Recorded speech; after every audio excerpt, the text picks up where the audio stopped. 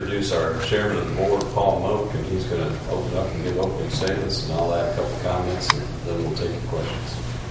Thank you. Thank you for coming today. The Greater Jackson Chamber Partnership for almost a year now has been working on the path to find a long-term strategic plan. It kind of gelled in a lot of people's mind beginning about a year ago when we went to Nashville, Tennessee and visited with their chamber and many of their civic leaders, elected officials, and we continually heard how they had used a 10-year strategic plan to help them accomplish some things for that metropolitan area that they believe they would not have accomplished if they hadn't had the strategic plan.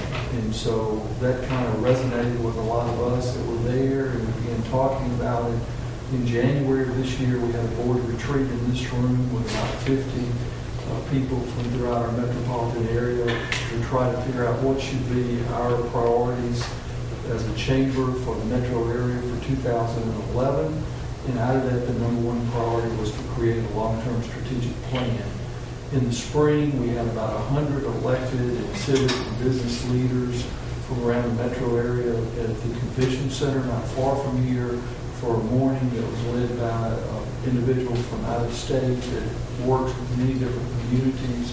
And again, out of that meeting, from a wide cross-section of people came the idea that we should go forward with creating a strategic long-term plan.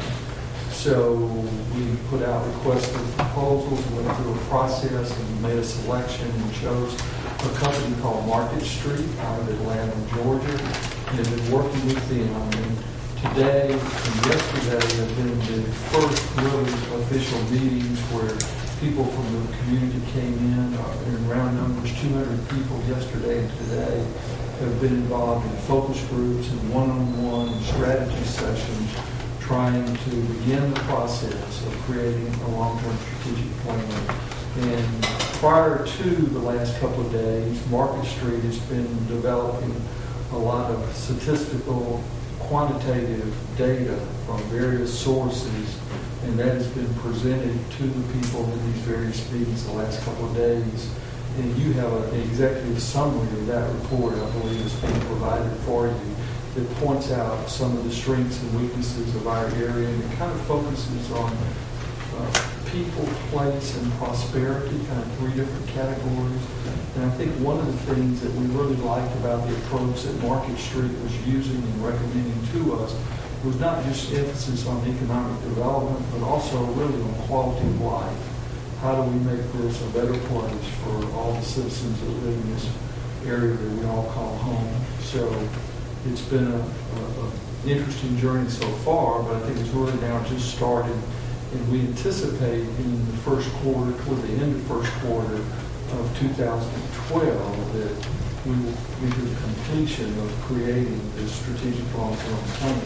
Once that's done, it's just simply the beginning then of implementing it. And it'll be a fluid document, one that will not remain the same. We recognize that things change over time, and the document will have to be continually looked at and worked with. But the whole idea is, can we look 10 years in the future back and say we found this to be a better place because we used this strategic plan than where we would be if we chose not to have one.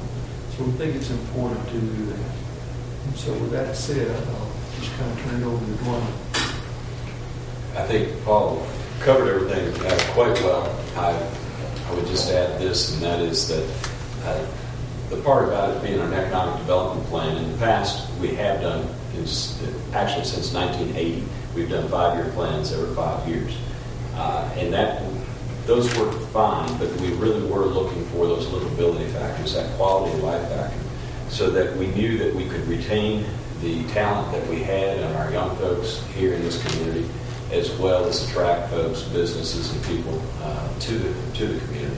So it became very apparent that Market Street was the one to use on this particular study. The information that they provided us has given us some good insight, but really this plan is starting with a blank sheet, and it's the folks that have been involved in meetings the last couple of days and that will be involved in the meetings as we go forward, as well as the surveys, the community surveys, and gatherings that we have that will really shape this. This is about the community.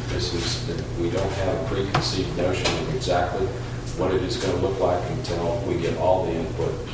We want to make sure also that if we can, to live up to our name, we are the Greater Jackson Chamber Partnership. And that means that there are other allies that we have out there that are chambers and economic development entities, but we are the ones that actually go across lines of jurisdiction. It's very, very important to us to make sure that not only Jackson, Hinds County, but Rankin County, Madison County, Simpson, Copiah, and Warren County are all involved in this process. And representatives from those areas have been with us in the early part of this endeavor, and we plan on increasing their participation as we move forward. We all know that we need a strong core city, but we also need the cooperation and the unification effort from across the entire region to be successful, and that's what we've learned from other communities. So with that, some of you have had a little chance to take a look at this, and we'll be more than happy to answer some questions. A lot of this seems to be apparent with regard to the negatives and the positives. But with regard to the quality of life, that seems to be a new venue. So do you have anything specific or any comparative analysis or anything you really want to accomplish there? Go ahead. Well, I think that at this stage of the game, like you say, some of the statistics show things that perhaps many people would already know or believe, or that would be their perception about the community. And so we want to, at this first stage, try to make sure everybody's on the same page of understanding what the data shows. And then we've begun in these meetings to try to encourage people to begin responding through focus groups and interviews about a broader picture in terms of the qualitative aspect instead of just the quantitative. So most of what you see in there is just quantitative. There is in that cover sheet of what's been handed to you a link to a website. And one of the things we hope we can accomplish is that this website address can be made available to everyone in the metropolitan area that's interested. It's a 42-question survey. And the more responses that we can get, then it allows more people to have an opportunity to give input. Certainly one of the things that we focused on here recently that helps add the quality of life, to be more specific to answer your question, is bike trails. There's been an ongoing effort for a year or so, particularly under the leadership of Dr. Clay Hayes, to find ways to increase the number of bike trails and tie them together. There's been meetings with particularly Gene G and Richland, who's way ahead of most everyone else on bike trails, as well as Gary Rhodes and Flo and our Mayor Harvey Johnson here at Jackson, to try to see can we tie those areas together and how do we expand. So we anticipate that more items like that will come out of it, but we're not trying to say this is where we're going or what's going to happen, because we want that to bubble up through the process as opposed to having a predetermined solution, if you will. What other cities has Market Street out of Atlanta been involved in with regard to strategic? They've done this in about 130 communities around the country. We used Baton Rouge, Little Rock, and Montgomery. There's three capital cities that are fairly adjacent and somewhat similar in some aspects to our metropolitan area. And so a lot of the numbers that they've looked at have also looked at numbers in those areas as well, so that we can kind of get some comparisons. They have worked in the state of Mississippi, I think in the Tupelo area, in Oxford, and Jones County, and maybe on the coast. I'm not sure. They've done several other projects here in the state of Mississippi, but overall, the last 10 years or so, they've done about 130 of these around the country. And it's really their focus is the creation of strategic direction for communities. They did Nashville, which is the one that we looked at when we were up there, and Nashville has since come with a second one. The first one was Project 2010. I believe it was done in 2002. That's the one that was referred to when we were there. And now they have a project 2020 that Market Street helping with. And maybe just to add to that, Nashville was one with our visit to Nashville made a lot of sense, and we saw what they did. But they've also done some other cities that have done very well even through these tough times. In particular, Austin, Texas, Tulsa, Oklahoma, a few spots like that that we have researched and taken a look at and gotten reports back from them. We feel good about that. Are they saying anything with their planning in those other cities that, look, this is very important with regard to keeping people here, attracting, people here, bringing in money?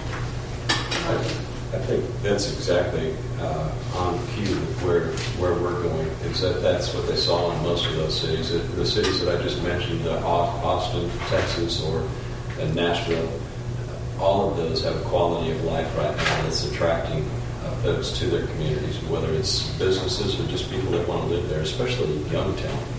We're seeing a great migration to those cities from the younger folks of the country. And we want to make sure that we take a hard look at what that is that draws the young talent, the best and the brightest that we want to keep from here in our own community, but also how we can bring folks in from across the country that want to live here in the greater Jackson area. One of the things that came out in the initial information that I don't want to say was surprising, is something when you think about it, I think we all know, but we're viewed by data as a college town. And yet we typically don't think of ourselves, or at least I don't, as a college town. But I think there's 40,000 plus students here in the metro area, and about 12 different institutions that offer education on a higher level. And so that attracts a lot of young people. And one of the pluses that is already showing up are the young people that are here in our area. And believe it or not, we have some people that are educated at a higher level than perhaps some of us would have perceived without seeing the data. And so how do we keep those kids here? How do my kids or my grandkids stay? What causes them to want to make this their home? And so those are some of the issues I think that are driving this whole initiative. And just to tag on to what Paul has mentioned, on the issue of universities and education, that's where some of the things that we're going to have to address probably are going to come in that we found in this assessment. Because if you take a look at our population of individuals that are 25 years and older, how many of them have bachelor degrees or more? We rank among the top of all the competition that we look at, all those cities we've been talking about today. So that's an outstanding statistic. It's something we should be able to work with. But on the flip side of that, when you look at how many folks of the same age did not attain a high school diploma, we also lead that category. So on one hand, we have the most educated, and on the other hand, we have the most dropouts. And so we really have to take a look at that type of issue, what's gone wrong there, and how maybe this community can come together with some answers to that. How much cooperation have y'all gotten from local governments on this project? Or have they all been receptive, or some are, some aren't, or how would you classify it? I'd say that the reception has been very, very good. We've had a number of local officials involved in the process. We have, of course, mayors that are leaders in this community, both from Hines, Rankin, and Madison County that have been in the meetings that we've had here the past 2 days. Some of them have come to 2 or 3 different settings to show their support. And I think that's been very encouraging to the corporate community as well as to the community leaders from the neighborhoods and all the different aspects of folks that we've had around the table. So I think it's going to be very strong when we come to public involvement. I would say this, the key we believe is to make sure that everybody from across all those lines of jurisdictions come to the table. I've already mentioned this a little bit, but it's just not Jackson, and it's imperative that we have a lot of involvement from especially Rankin and Madison County, because of course that's the suburban community for the greater Jackson area. And we have seen good turnout of folks from those two counties as well in supporting the city of Jackson and Hines. So I think it's encouraging at this point, but that's going to be one of the major challenges, is to keep everybody at the table working on one goal for the entire metro region. It's really not an attempt to try to tell any community that you need to do this. Each community should have their own long-term plan, that their base of voters and elected officials and leaders determine what's right and best for them. But at the same time, we think there are issues that will be bubbling up through this process that make more sense to look at on a regional basis than simply what happens in any individual community. And if we can be successful in crossing some of those political boundaries on some of those types of issues, then chances are we'll wind up in a place that's better than if everybody tries to do it on their own, so to speak. So there will be bumps in the road, and there'll be challenges, and it's not going to all be just smooth sailing. But if it's worth working on, then you expect difficulty. So if participation in these last couple of days is any indication of their willingness to go through the process or be a part of it, then I think we've had excellent participation from throughout the metropolitan area. What would be one way that you would attract the folks who are leaving back? The growth you were talking about in the surrounding areas. What's the plan? What's the selling point to get them to come back and take another look? Will a 10-year plan suffice that? I see you said, and this is what the right that says every 3 years you fix a bunch of the roads, so we adjust. So you look at where you're going so far, and then go back and take a look at where you're staying. Well, some of the other communities that have used this approach and have used Market Street in particular to help them have used Market Street to come back in and make reassessments as they go throughout the timeline, whether it's every 3 years or a shorter or longer period of time. It may vary from community to community.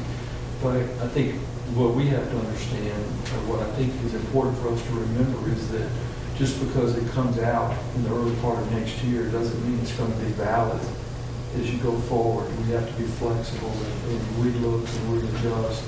But I think the idea of trying to figure out what causes this to be attractive to other people, the question you ask is really what's driving the whole scenario.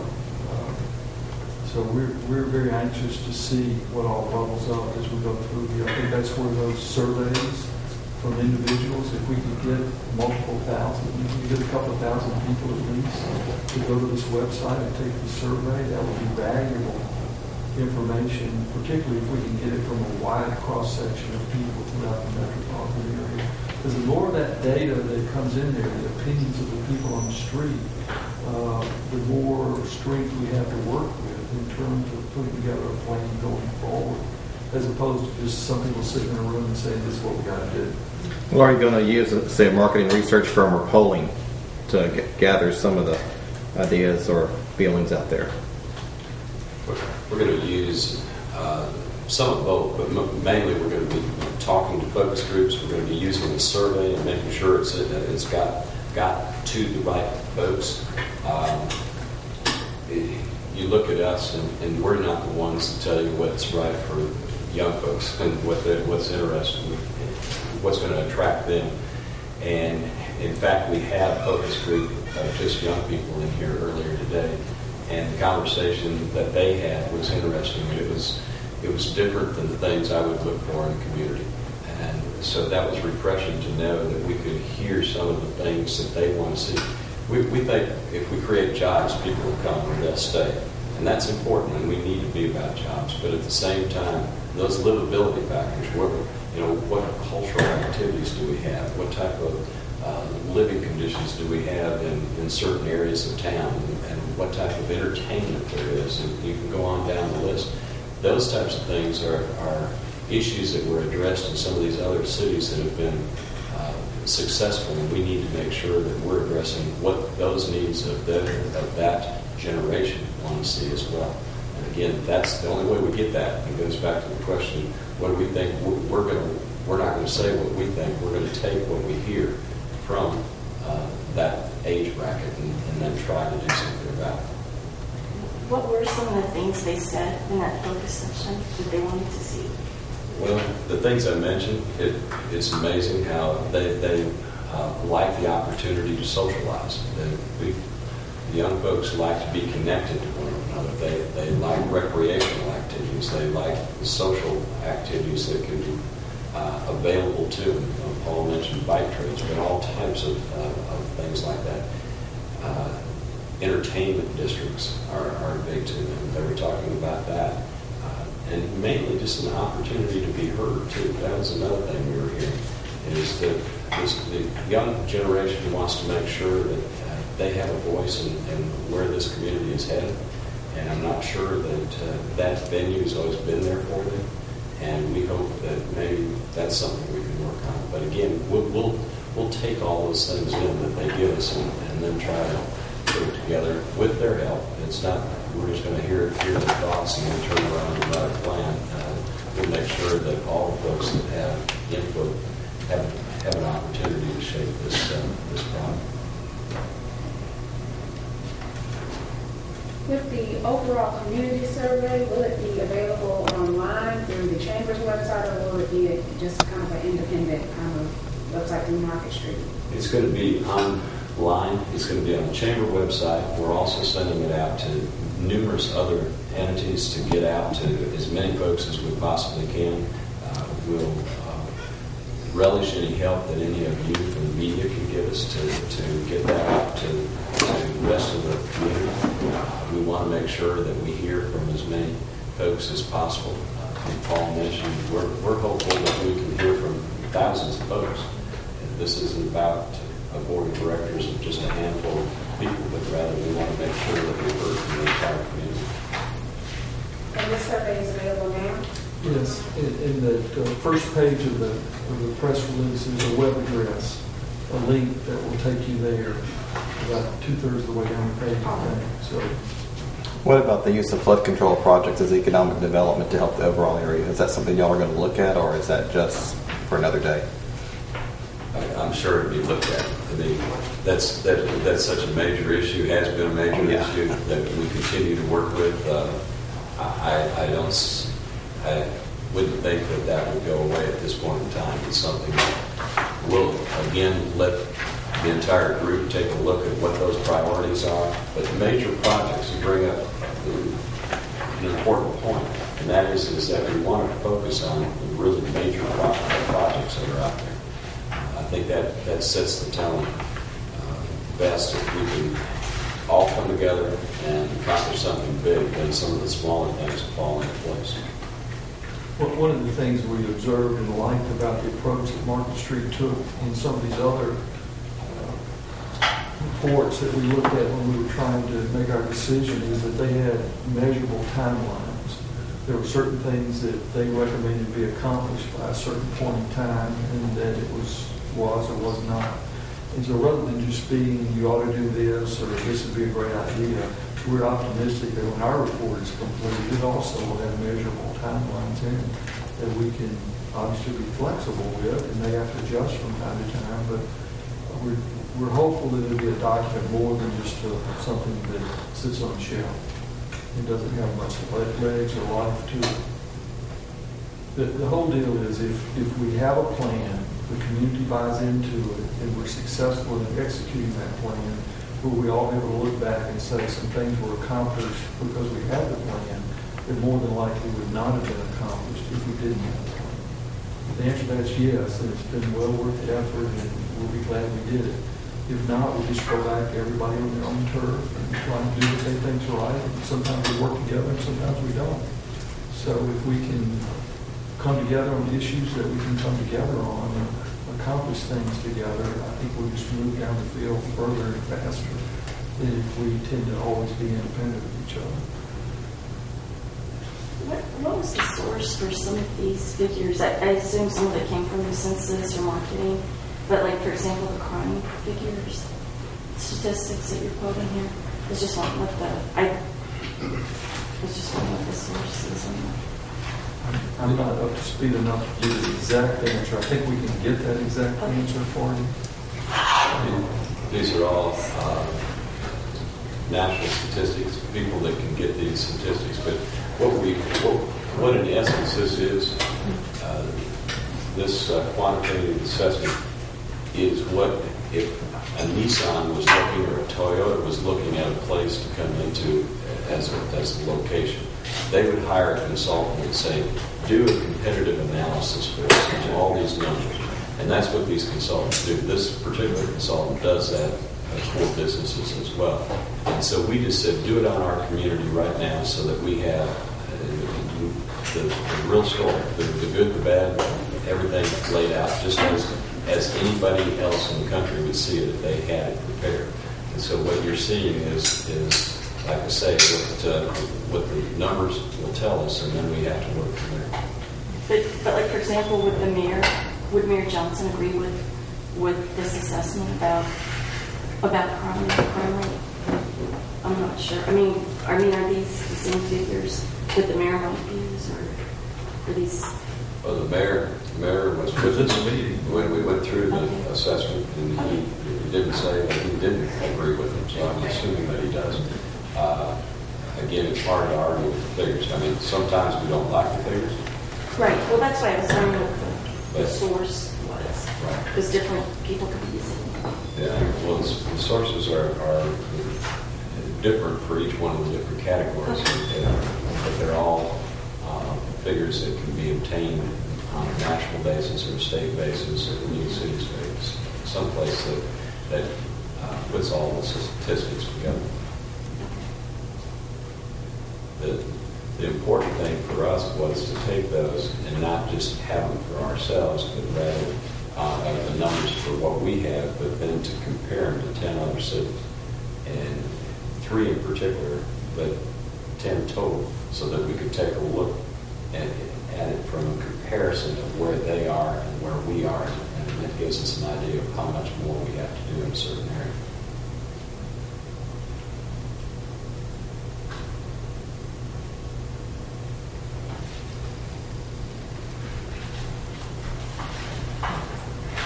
Okay, does that take care of everything? We appreciate you coming. Thanks.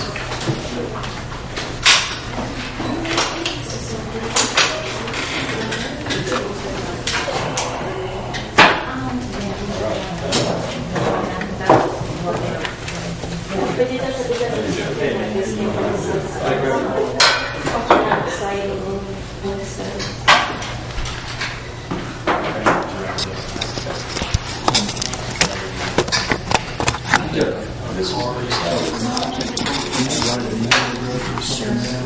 That information is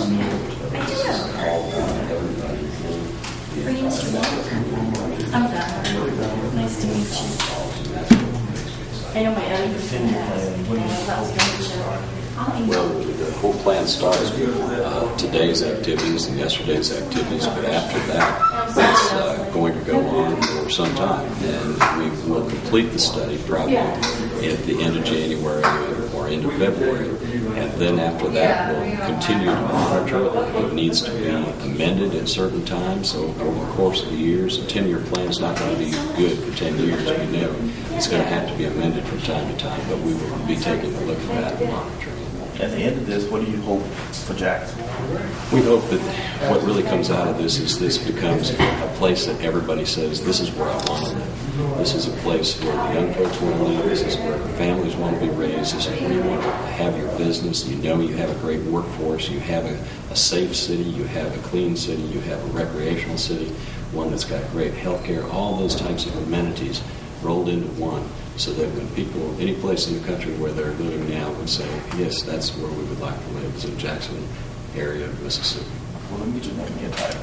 Dwayne O'Neill. I'm the CEO of the Greater Jackson Partnership. Can you spell that, please? DUANEONEILL. All right, just my other question was going to be, what kind of, I know you've got the survey, the 42 question survey, what kind of questions are you asking on that? On the survey itself? Yeah. Or what kind of response are you looking for people? Well, the questions are run the full gambit. They talk about education, they talk about economic development, they talk about recreation, they talk about health care, They talk about what you would like to see in the community. They talk about crime. We're touching just about every one of those issues that you could think about affects the quality of life in a community. And how important is it, I guess, for the Jackson area to kind of have a new game plan coming up for the next few years? Well, I think it's real important for us as an organization. We're at the end of our 5-year plan, and it was time to do a new plan. And this 10-year plan, I think, makes a lot of sense at this point.